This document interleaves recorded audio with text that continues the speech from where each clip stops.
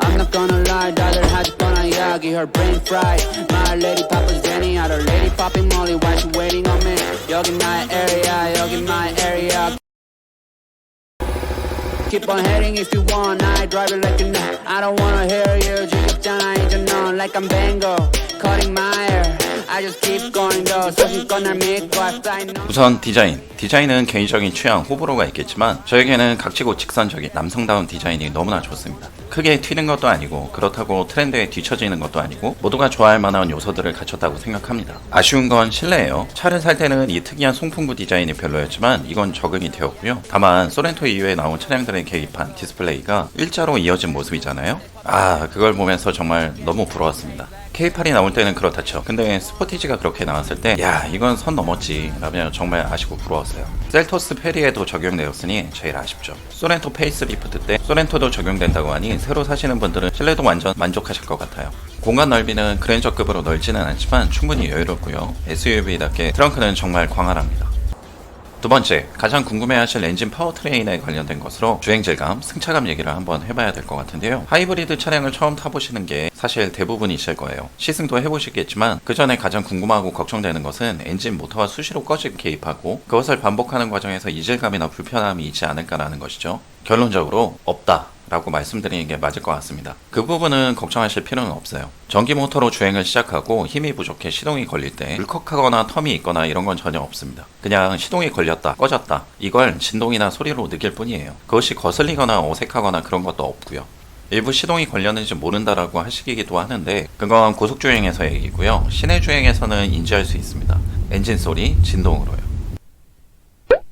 승차감은 워낙 상대적인 것이기는 하지만 제가 소렌토 전에 K5를 탔었는데 그것과 비교해 느꼈던 것은 좀 단단한 편이다 라는 것이었거든요. 그게 지금까지의 느낌이었고요. 비교 대상이 전차일 수밖에 없으니까요. 그런데 최근 접촉사고가 나서 K7 프리미어를 잠시 대차로 탔었는데 그걸 타고 느낀 건 소렌토 하이브리드가 승차감이 더 괜찮네 라는 거였어요. 묵직하고 안정감이 있습니다. 분명한 것은 말랑말랑하지는 않습니다. 그래서 그런 특징들이 고속주행에서 특히나 더 안정감을 느끼게 해준다라고 말씀드릴 수 있겠네요. 변속기, 미션 부분은 사실 좀 아쉬운 부분이에요. 6단 변속기이기 때문에 변속이 빠르지는 않아요. 텀도 좀 있고요. 그렇다고 답답할 정도냐? 그건 아닙니다. 다만 저단에서 일부 상황에서는 좀 바보 같을 때가 있어요. 저속으로 언덕을 올라가는 상황인데요. 저 뒤에서부터 쭉 달려올 때는 상관없습니다. 근데 언덕에서 정차했다가 출발하거나 아니면 저속으로 올라갈 때 변속이 좀 늦습니다. 그래서 웽 하면서 갈 때가 있죠. 근데 이게 따로 말씀드리겠지만 2022년 작년에 엔진 오일 증가 문제 해결을 위해 이슈 업데이트를 했거든요. 그 이후 이런 부분이 한 70%는 개선되었습니다. 또 한 가지 상황은 시내에서 급감속을 할 때인데요. 특히 이런 상황이요. 출발을 해서 전기 모터가 돌다 바로 엔진 시동이 걸렸어요. 근데 앞차가 갑자기 속도를 줄여서 브레이킹을 하면 이때도 꾸르릉 하면서 선다고 해야 될까요? 울컥한다고 할까요? 그러니까 하이브리드라 그런 상황에서 좀 단계가 복잡하잖아요. 제가 차를 잘 모르지만 시동도 꺼져야 하고 다시 전기 모터가 돌아야 하고 브레이킹 시 회생제동 시스템도 개입할 텐데 이런 복잡한 과정이 단시간에 이루어져야 하는 시내 급감속에서는 답답해지는 게 있었습니다. 근데 이것도 이슈 업데이트 이후에 상당히 개선되었습니다. 파워트레인이 1.6 터보 엔진과 모터가 조합된 하이브리드잖아요. 이 1.6이라는 배기량만 보고서 걱정하는 분들도 많고 약 1.8톤, 거의 2톤에 가까운 무게의 소렌토를 그 엔진으로 끌기에 부족하지 않겠는가 라는 우려들도 있잖아요. 그런데 터보 차량이기 때문에 출력에 있어서는 엔진만으로 180마력이고 여기에 엔진 모터와 힘을 더하기 때문에 사실 힘이 부족하다라고 느낀 경우는 없습니다. 미션이 6단인 게 아쉽지 엔진과 모터의 조합을 통한 합산 출력이 230마력이라 괜찮습니다.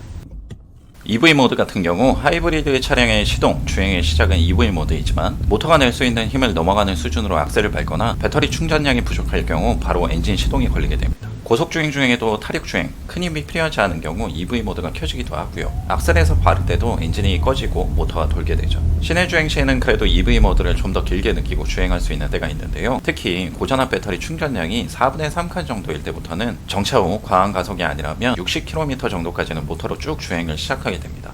이때 기분이 정말 좋아요.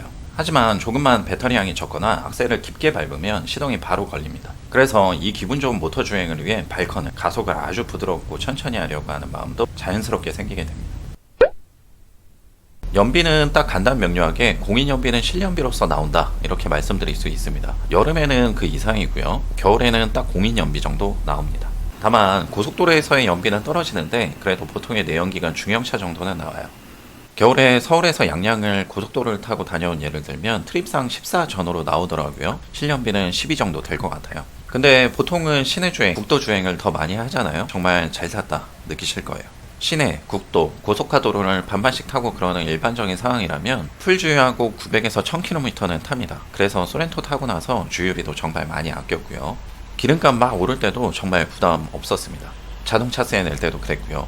이걸 타면서 느낀 변화는 예전 차를 탈 때는 주행 가는 거리가 한 200km 정도 남아도 주유소 가야겠다는 생각을 안 했는데요. 소렌토 하이브리드를 타고서는 한 300km 남잖아요. 그럼 얼마 안 남았네 라고 생각해요. 풀 주행하면 1000km를 타니까요. 아무튼 경제성 정말 갑입니다.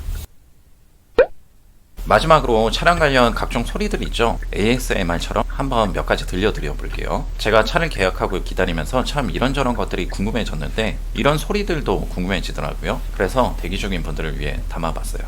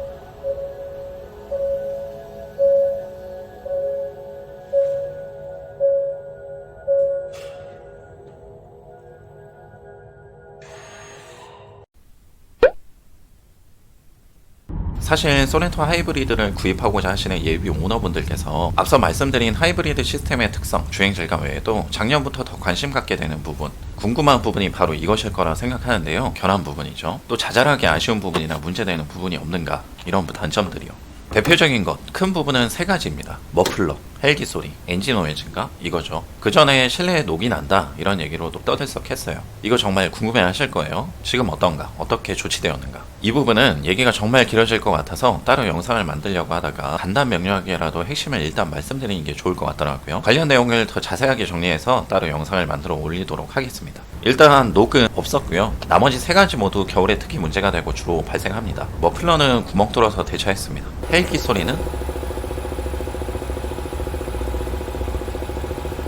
한동안 연구소에서 점검하고 원인이 뭐다 라고 얘기했지만 조치 취한 것은 없고 여전히 납니다.